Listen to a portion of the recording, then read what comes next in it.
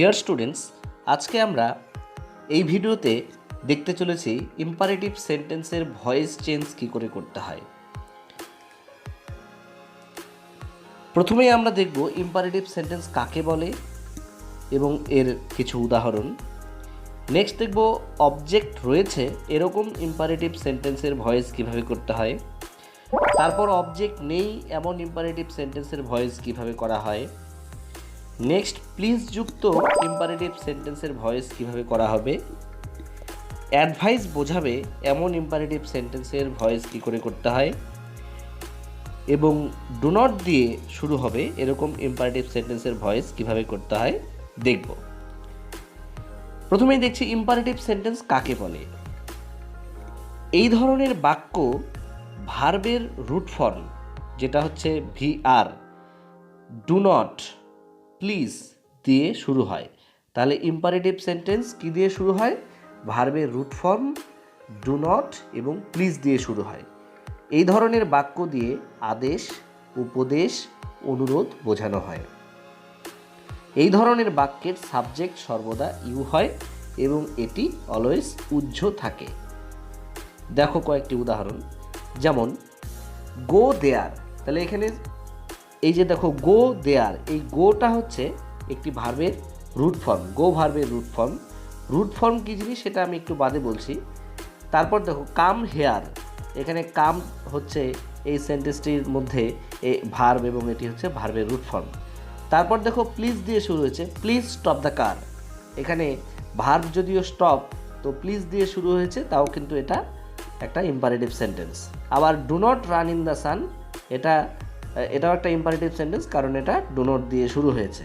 তো আমরা জানলাম যে কিভাবে কি দেখে ইম্পারেটিভ সেন্টেন্স আমরা চিনতে পারি এবং এখানে প্রত্যেক ক্ষেত্রেই কিন্তু ইউ সাবজেক্ট রয়েছে এবং এটি উহ্য রয়েছে।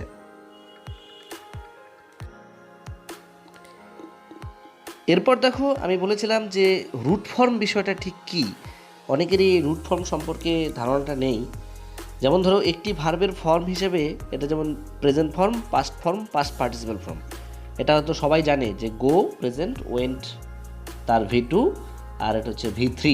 তো এই গো ভার্বটা যে ভার্ব থেকে সৃষ্টি হয়েছে তাকে বলা হচ্ছে রুট ফর্ম। যেরকম ধরো গো ভার্বের রুট ফর্ম তাহলে গো, V1 বা প্রেজেন্ট ফর্ম হচ্ছে গো অথবা গোস। আমরা জানি থার্ড পারসন সিঙ্গুলার হলে, সাবজেক্ট যদি থার্ড পারসন সিঙ্গুলার হয়, ভার্বের সঙ্গে এস যোগ করা হয়, অবশ্যই সেটা V1 অর্থাৎ সিম্পল প্রেজেন্ট টেন্সে। আর V2 হলো ওয়েন্ট এবং V3 হলো গান। একইভাবে আরেকটা ভার্ব যদি প্লে হয় তাহলে তার রুট ফর্ম হচ্ছে প্লে। V1 হলো প্লে, প্লেস, V2 প্লেড এবং V3 প্লেড। অর্থাৎ দেখলাম কোনো ভার্বের V1 এবং এর রুট ফর্ম একই হয়, শুধুমাত্র বি ভার্বের ক্ষেত্রে V1 হলো অ্যামিজার এবং রুট ফর্ম হলো বি। অর্থাৎ ইম্পারেটিভ সেন্টেন্স কাকে বলে বা যা যা দেখে আমরা চিনব সেগুলো কিন্তু আমরা এখানে দেখে নিলাম। এবার কমান্ড বা আদেশ বোঝাবে বা ক্যাজুয়াল কিছু ইম্পারেটিভ সেন্টেন্স আমরা উদাহরণের মধ্য দিয়ে দেখব এবং এদের প্যাসিভ ভয়েস কিভাবে করা হয় সেটি আমরা দেখব। প্রথম সেন্টেন্সটি হচ্ছে ডু ইট। আরেকটি সেন্টেন্স দেখো, ওপেন দ্য ডোর। নেক্সট হলো অ্যালাউ হিম। তো এগুলো যখন প্যাসিভ করবে, এগুলো প্রত্যেকটা ইম্পারেটিভ সেন্টেন্স এবং এগুলোর অবজেক্ট রয়েছে। অবজেক্ট কাকে বলে? এই যে ভার্ব ডু ইট, এই ভার্বকে কি বা কাকে দিয়ে প্রশ্ন করলে যে উত্তর পাওয়া যায় তাকে বলা হয় অবজেক্ট। তাহলে ডু ইট, কি করো? এটা করো, তাহলে ইট এখানে অবজেক্ট। ওপেন দ্য ডোর, কি ওপেন করবে? ডোর ওপেন করবে, এটা এখানে অবজেক্ট। অ্যালাউ হিম, কাকে অ্যালাউ করা হবে? হিমকে অ্যালাউ করা হবে। তাহলে যথাক্রমে দেখলাম এখানে ইট অবজেক্ট, এখানে দ্য ডোর অবজেক্ট, এখানে হিম অবজেক্ট। তো যদি অবজেক্ট থাকে, যেমন প্রতি ক্ষেত্রে এখানে রয়েছে, তাহলে এগুলো এই স্ট্রাকচার মেনে প্যাসিভ ভয়েস করতে হবে। অর্থাৎ প্রথমে লেট আনতে হবে, তারপর অবজেক্ট বসাবে। অবজেক্টকে কিন্তু সাবজেক্ট হিসাবে নয়, লেট তারপর অবজেক্ট বসাবে, তারপর বি ভার্ব আনতে হবে, একটা বি আনতে হবে, বি ভার্ব না বি আনতে হবে এবং V3 বসাবে। যেমন দেখো প্রথমটা লেট ইট বি ডান, তাহলে প্রথমে আমরা এই স্ট্রাকচার মানে লেট লিখলাম, তারপর অবজেক্ট ইট, তারপর বি এবং তারপর ডু এর ভিতরি ডান। পরেরটা দেখো let the door be opened, একই স্ট্রাকচার মেনে লেট, তারপর অবজেক্ট দ্য ডোর, তারপর বি এবং তারপর ওপেন বসানো হলো, ওপেন ভার্বের ভিতরি ওপেনড বসানো হলো। নেক্সট হচ্ছে লেট হিম বি অ্যালাউড, দেখো এখানে লেট বসানো হয়েছে, তারপর object him, be allowed, be verb always be ভার্বই বসবে বললাম, আর অ্যালাউ ভার্বের ভিতরি হলো অ্যালাউড। আচ্ছা এই প্রসঙ্গে বলি, এই যে আমরা লেট প্রয়োগ করলাম, এই প্রত্যেকটা লেট যেটা ইউজ করলাম, এখানে লেটটাই কিন্তু এই সেন্টেন্সের মেইন ভার্ব হিসেবে ইউজ হলো, অর্থাৎ মেইন ভার্বের পরে কি থাকে, অবজেক্ট থাকে। এইখানে হিমটা হচ্ছে অবজেক্ট আকারে ব্যবহার হলো, সেই জন্যই কিন্তু এটা লেট হি হয় না, লেট হি বি অ্যালাউড এরকমটা কিন্তু হবে না, লেট হিম বি অ্যালাউড, কারণ এখানে লেটটাই হচ্ছে মেইন ভার্ব, তারপরে এখানে অবজেক্ট বসানো হলো। এরপর নেক্সট কিছু সেট অফ এক্সাম্পল দেখছি। তারপর দেখো close the door at once, এই মুহূর্তে দরজাটি বন্ধ করো। তারপর হচ্ছে কল হিম ইন, তাকে ডেকে পাঠানো হোক বা ডেকে পাঠাও। তারপর দেখো টেল হিম টু বি অফ, তাকে বলো চলে যেতে। তাহলে একই স্ট্রাকচার মেনটেন করে আমরা করব এটা। প্রথমটা হবে লেট দ্য ডোর, তাহলে লেট আনলাম, তারপর এখানে অবজেক্ট দ্য ডোর, প্রতিটারই এখানে অবজেক্ট ছিল দ্য ডোর, তারপরে বি ক্লোজ, ক্লোজের থার্ড ফর্ম ক্লোজ, ক্লোজ লেখার পরে বাকি যা আছে সেগুলো বসিয়ে দেওয়া হলো। তারপরেরটা দেখো কল হিম ইন, তাহলে হবে লেট হিম বি, কলের third form called, in, let him be called in. এখানে কল ইনটা হচ্ছে গ্রুপ ভার্ব আকারে ব্যবহার করা হয়েছে বা ফ্রেজাল ভার্ব হিসেবে ইউজ হয়েছে। তারপরেটা দেখো লেট হিম, একইভাবে বি, টেলের থার্ড ফর্ম টোল্ড, তারপরে টু বি অফ, এটা যেমন ছিল সেটাকে আমরা এখানে ইউজ করলাম। তাহলে আমরা দেখলাম যে সমস্ত ইম্পারেটিভ সেন্টেন্সের অবজেক্ট থাকবে তাদের কিন্তু আমরা এই স্ট্রাকচার মেনটেন করে, অর্থাৎ লেট অবজেক্ট বি ভি3, এই স্ট্রাকচারটা মেনটেন করে আমরা প্যাসিভ ভয়েস করতে পারি। তোমরা এই স্ট্রাকচারটা খাতায় তুলে নিতে পারো এবং এই এক্সাম্পলগুলো আমি যেভাবে দেখালাম প্রত্যেকটাই অবশ্যই খাতায় তুলে নেবে। নেক্সট দেখো passive voice of intransitive verb, তাহলে প্রথমে জানতে হবে ইনট্রানজিটিভ ভার্ব কাকে বলে। তাহলে যে ভার্বের কোনো অবজেক্ট থাকে না তাকে বলা হয় ইনট্রানজিটিভ ভার্ব। ইনট্রানজিটিভ ভার্ব কাকে বলে? যে ভার্বের কোনো অবজেক্ট থাকে না তাকে বলা হয় ইনট্রানজিটিভ ভার্ব। যেমন দেখো এখানে কাম হেয়ার, এসো এখানে, কি আসো কাকে আসো, অবজেক্ট তো আগেই বললাম যে ক্রিয়াকে কি কাকে দ্বারা প্রশ্ন করলে অবজেক্ট যে উত্তর পাওয়া যায় তাকে অবজেক্ট বলে। তাহলে কি আসো কাকে আসো তার কোনো অ্যান্সার কিন্তু এখানে নেই। নেক্সট হচ্ছে গো, যাও, এখানে তার কোনো শব্দই নেই, এটাও কিন্তু একটা সেন্টেন্স, গো এবং ইউ গো, এখানে ইউ কাম হেয়ার। নেক্সট দেখো ইট কুইকলি, দ্রুত খাও, এখানে কুইকলিটা কমপ্লিমেন্ট আকারে ব্যবহার হয়েছে, মানে পূরক এই অর্থে প্রয়োগ হয়েছে, কিন্তু এটা কিন্তু এখানকার কোনো ইট ভার্বের অবজেক্ট নয়। ইট রাইস যদি থাকতো তাহলে অবজেক্ট হতো। তো এগুলি যখন আমরা প্যাসিভ করব তখন এই স্ট্রাকচারটা ফলো করব, ইউ আর টোল্ড অথবা আক্সড বসাবো। তাহলে আমরা কি লিখব? ইউ আর আক্সড অথবা ইউ আর টোল্ড, তারপরে টু ভার্বের রুট ফর্ম, অর্থাৎ এইটা যা আছে এখানে যে স্ট্রাকচারটা যে সেন্টেন্সটা আছে তার আগে শুধু ইউ আর আক্সড বা ইউ আর টোল্ড বসিয়ে দিলেই হবে। প্রথমটা দেখো, তাহলে প্রথমটার অ্যান্সার হচ্ছে ইউ আর আক্সড টু কাম হেয়ার। আমি এখানে আক্স দিয়ে করলাম, ইউ আর আক্সড টু কাম হেয়ার। আবার রিপিট করছি, ইউ আর আক্সড টু কাম হেয়ার। সেন্টেন্সটা যা থাকবে তার আগে ইউ আর আক্সড টু বসিয়ে দিলেই হবে। তাহলে পরেরটা হবে ইউ আর আক্সড টু গো, ইউ আর আক্সড টু গো। শেষেরটা আমি টোল দিয়ে দেখাচ্ছি, দেখো you R told to it quickly, you R told to it quickly. তাহলে অবজেক্ট না থাকলে কিন্তু এই স্ট্রাকচারটা ইউ আর আক্সড টু বা ইউ আর টোল্ড টু প্রয়োগ করে প্যাসিভ ভয়েস করা হয়। নেক্সট দেখো প্যাসিভ ভয়েস অফ রিকোয়েস্ট, অর্থাৎ রিকোয়েস্ট বোঝাবে এরকম কিছু ইম্পারেটিভ সেন্টেন্সের প্যাসিভ ভয়েস আমি দেখাচ্ছি কীভাবে করা হয়। অর্থাৎ এই ধরনের সেন্টেন্স কিন্তু প্লিজ দিয়ে শুরু হবে। তবে প্লিজ না থাকলেও অনেক সময় রিকোয়েস্ট বোঝাতে পারে। আমি কিছু সেট অফ এক্সাম্পল দেখাচ্ছি, তোমরা এগুলো দেখো। প্রথমটা হচ্ছে প্লিজ ডু ইট। তাহলে এখানে দেখো পরিষ্কারভাবে প্লিজ, দয়া করে এটা করো।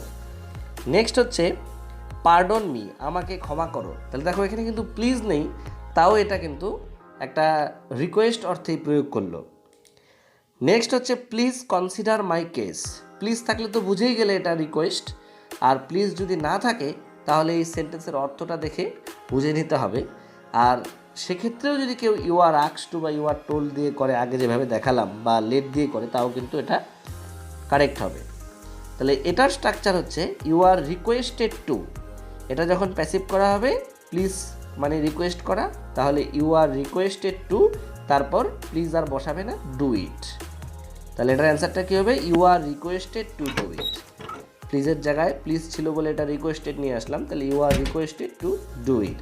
পরেরটাও এটা কিন্তু প্লিজ নেই, তাও এটার দ্বারা মানে ক্ষমা চাওয়া বা এরকম একটা রিকোয়েস্টই বোঝাচ্ছে আর কি, সেজন্য এটাও আমরা লিখলাম যে you are requested to pardon me. অর্থাৎ সেন্টেন্সটা যা থাকবে প্লিজ দেখলে বা যদি সেন্টেন্সের দ্বারা রিকোয়েস্ট বোঝায়, তাহলে ইউ আর রিকোয়েস্টেড টু বসালেই হয়ে যাবে।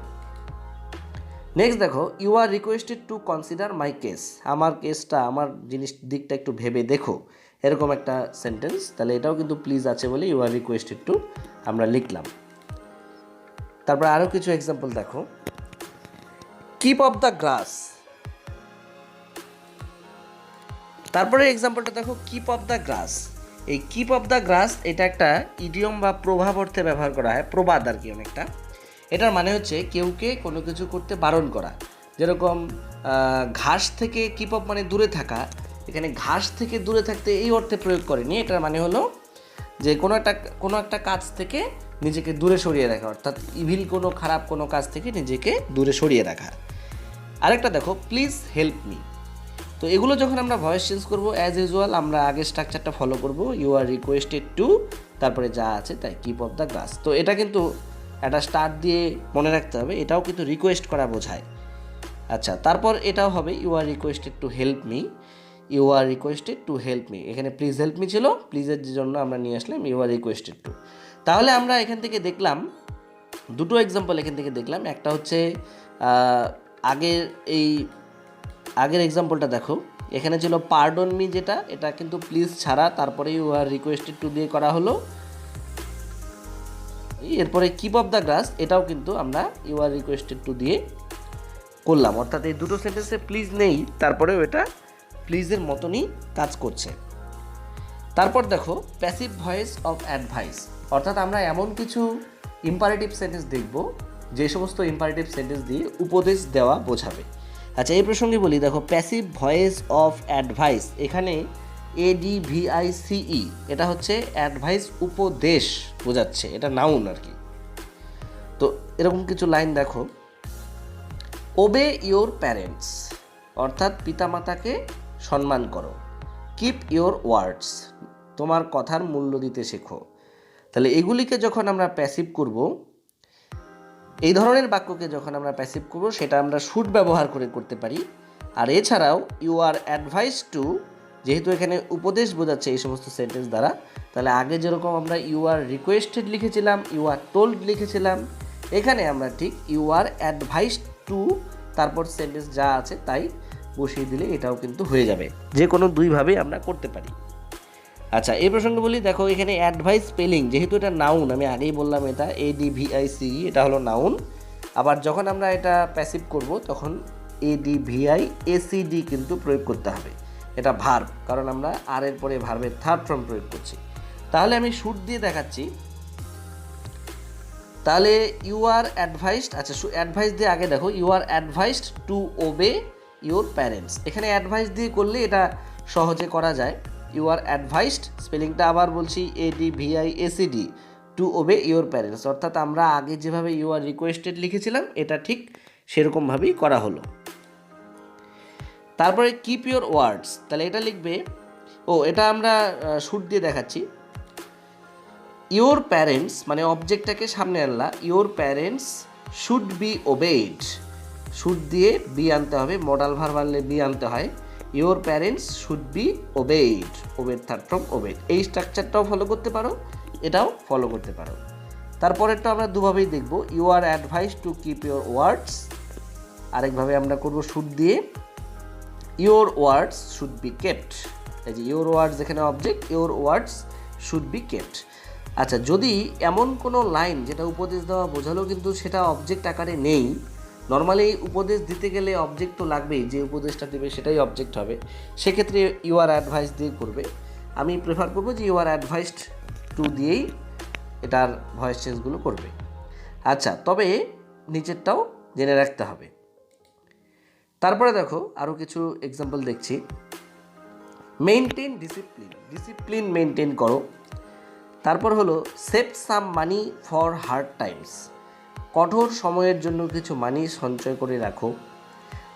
তাহলে এগুলোও করব, you are advised to maintain discipline or discipline should be maintain, অবজেক্টটাকে সামনে এনে discipline should be maintained. Next হচ্ছে you are advised to save some money for hard times or some money should be saved for hard times, some money should be saved for hard times. তারপর দেখো আরও কয়েকটা example আমরা দেখে নেই। Respect your teachers, শিক্ষকদের সম্মান জানাও। অলওয়েজ স্পিক দ্য ট্রুথ, সদা সত্য কথা বলবে। নেভার টেল এ লাই, তাহলে এই যে সেন্টেন্সগুলো দেখো এখানে কিন্তু স্পিকটা ভার্ব, এগুলো বোঝাই যাচ্ছে উপদেশ দিচ্ছে। এখানে টেল ভার্ব, তো স্পিক মানেও বলা, টেল মানেও বলা। যখন সত্য কথা বলা এরকম কনস্ট্রাকশন ইউজ করতে হয় তখন speak the truth, the truth হয় এবং ভার্বটা বলা ইংরেজিটা স্পিক ব্যবহার করতে হয়। আবার যখন মিথ্যা কথা বলবে না, মানে মিথ্যা কথা প্রয়োগ করা হবে, তখন ভার্বটা কিন্তু টেল বসাতে হয় এবং এখানে ট্রুথের আগে দা বসিয়েছিলে, এখানে কিন্তু লাইয়ের আগে এ বসাতে হবে। তো আর এই অলওয়েজ বা নেভার এগুলো কিন্তু এক একটা অ্যাডভার্ব। তাহলে এটা দেখি একই structure, you are advise to respect your teachers or your teachers should be respected, your teachers should be respected. তারপরে এটা দেখো এখানে কিন্তু অ্যাডভার্বটা আমরা সামনে ইউজ করব না, তাহলে ইউ আর অ্যাডভাইসড, তারপরে নিয়ে আসছি টু স্পিক দ্য ট্রুথ, অলওয়েজটা শেষে, অ্যাডভার্বটাকে শেষে নিয়ে যেতে হবে এ ধরনের সেন্টেন্সে।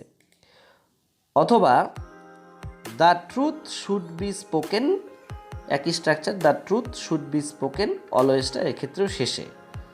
নেক্সট দেখো ইউ আর অ্যাডভাইসড, যেহেতু নেভার টেল এ লাই, তাহলে নেভার মানে হলো নট প্লাস এভার, নেভার মানে কি নট প্লাস এভার, তাহলে you are advised not to tell a lie ever. To not tell এটা কিন্তু নয়, নট টু টেল, অনেকে লেখে টু নট টেল, সেটা করা যাবে না। নট টু টেল এ লাই, আর নেভারের নটটা তো আগে বসিয়েছি, তাহলে এভারটা শেষে বসাতে হবে। আর এটা যদি শুড দিয়ে করতে হয় তাহলে এরকমভাবে করবে, the lie should not be told, the lie should not be told ever. যদিও প্রচলিত রয়েছে you are advised not to tell a lie ever, এটা কিন্তু খুব একটা প্রচলিত ইউজ নয়। আচ্ছা, নেক্সট দেখো, তারপর passive voice of imperative sentence beginning with do not, অর্থাৎ ডু নট দিয়ে শুরু যে ধরনের ইম্পারেটিভ সেন্টেন্স সেগুলো প্যাসিভ ভয়েস কীভাবে করছি দেখো। প্রথমটা হচ্ছে do not run in the সান, অর্থাৎ সান মানে এখানে রৌদ্রে দৌড়াবে না। তারপরে হচ্ছে do not switch off the fan. Next হচ্ছে ডু নট স্পিট হেয়ার, এখানে থুতু ফেলবে না।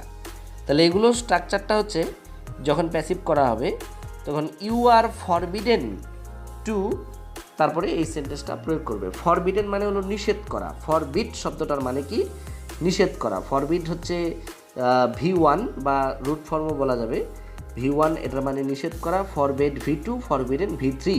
তাহলে আমরা ইউ আর এর পরে এখানে V3 দরকার, তাহলে আমরা এই স্পেলিংটা নেব, নেওয়ার পরে ডু নটটা আর লিখবো না, তাহলে you are forbidden to run in the sun, you are forbidden to run in the sun. ফরবিডেনের মানেটা যেহেতু নিষেধ করা, সেজন্য এই ডু নটের নটটাও কিন্তু এখানে প্রয়োগ করা হলো না।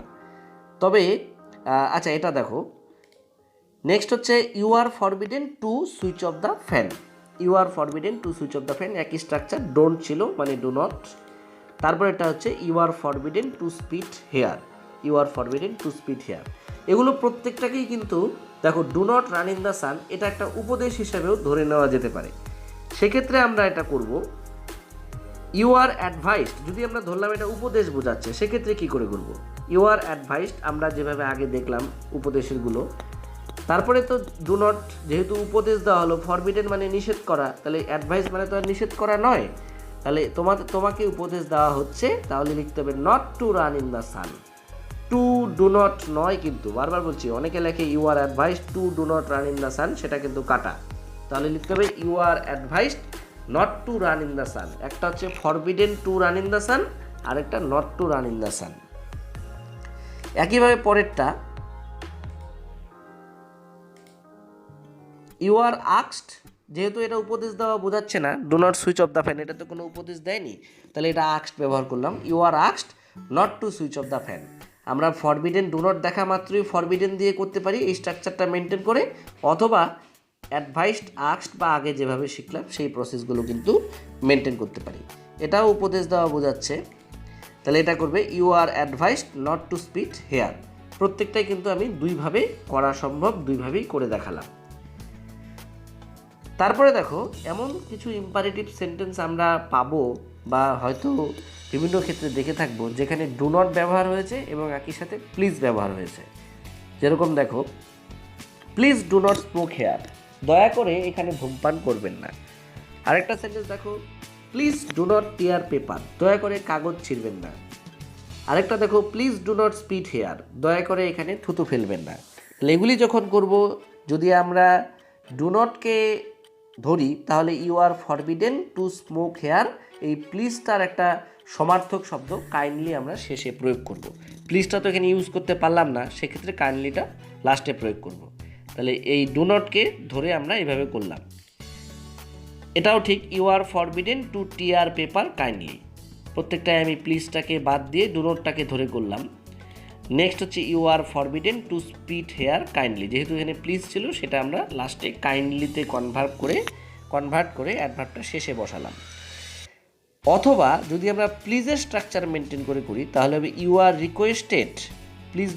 প্লিজ দেখা মাত্র আমরা কি বলেছিলাম, ইউ আর রিকোয়েস্টেড প্রয়োগ করতে, তাহলে ইউ আর রিকোয়েস্টেড, তাহলে লিখতে হবে নট টু স্মোক হেয়ার, তখন কিন্তু টু ডু নট নয়, নট টু স্মোক হেয়ার।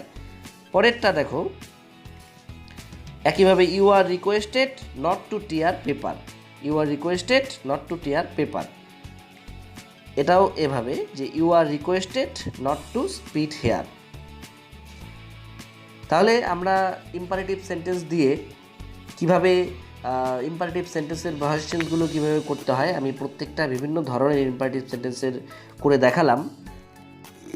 আশা করি আমি তোমাদেরকে যে স্ট্রাকচারগুলো যেভাবে আমি ইউজ করতে বললাম তোমরা যদি নোট ডাউন করে নাও এগুলো এবং উদাহরণগুলো যেভাবে আমি দেখালাম, আশা করি ইম্পারেটিভ সেন্টেন্স নিয়ে যদি ভয়েস চেঞ্জ আসে তাহলে কখনোই সেটা আর ভুল হবে না।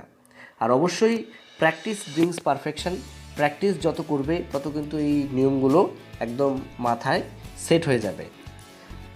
ভিডিওটিতে যদি একটু হলেও তোমাদের ইম্পারেটিভ সেন্টেন্সের ভয়েসের বিষয়ে কোনো কনসেপশন ক্লিয়ার করে থাকতে পারি তাহলে অবশ্যই একটি লাইক করো এবং বন্ধুদের সঙ্গে শেয়ার করো, আর অবশ্যই চ্যানেলটি সাবস্ক্রাইব করো। Thank you for watching.